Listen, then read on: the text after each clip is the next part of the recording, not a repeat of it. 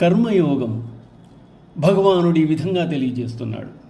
సదృశం చేష్టతే స్వస్యాః ప్రకృతే జ్ఞానవానపి ప్రకృతిం యాంతి భూతాని నిగ్రహ కిం కరిష్యతి. అర్జున, ప్రాణులందరూ తమ తమ స్వభావాలకు లోబడి కర్మలు చేస్తూ ఉంటారు. జ్ఞాని కూడా అలాగే తన స్వభావాన్ని అనుసరించి క్రియలు ఆచరిస్తూ ఉంటాడు. అయినప్పుడు ఎవరైనా పట్టుబట్టి కర్మల్ని ఎలా త్యజించగలుగుతారు? నదీ జలములు సముద్రం వైపు పరుగులు తీస్తూ ఉంటాయి. వాటి ప్రవాహాన్ని ఎవ్వరూ ఆపలేరు. అయితే దారి మళ్లించవచ్చు.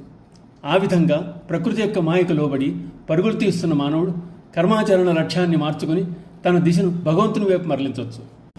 ఎవరైనా ఎంతటి పండితుడైనా శాస్త్రజ్ఞానం కలవాడైనా తన స్వభావాన్ని పూర్వజన్మ సంస్కారాన్ని అనుసరించి ప్రవర్తిస్తున్నాడు. ఇక సామాన్యుల విషయం చెప్పాలా? ఇక్కడ పూర్వజన్మ సంస్కారానికి ప్రాధాన్యత ఇవ్వబడుతోంది. నిగ్రహం ఏమి చేయగలదు అనడంలోని ఆంతర్యం నిగ్రహం కన్నా పూర్వజన్మ సంస్కారం యొక్క ప్రభావం అధికంగా గలదు అని భావన. అంతేగాని జీవులు నిగ్రహించలేరు అని కాదు. నిగ్రహం వలన ప్రయోజనం లేదని కాదు.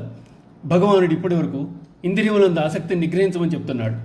ఇక ముందు కూడా అదే బోధన చేయబోతున్నాడు.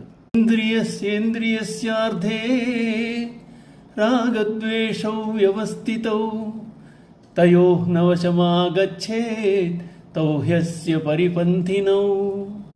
అర్జున, ప్రతి ఇంద్రియ విషయమునందు రాగద్వేషములు దాగి ఉన్నాయి. మనుష్యుడు ఈ రెండింటికి వశము కాకూడదు.